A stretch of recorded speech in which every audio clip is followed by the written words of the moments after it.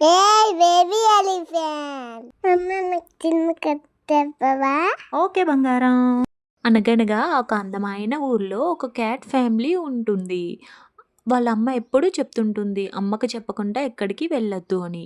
అందులో టూటూ అనే ఒక బుల్లి క్యాట్ బటర్‌ఫ్లైని చూస్తూ వావ్! ఎంత బావున్నాయో అనుకుని వాటి వెనుక పరిగెత్తుతూ ఉంటుంది.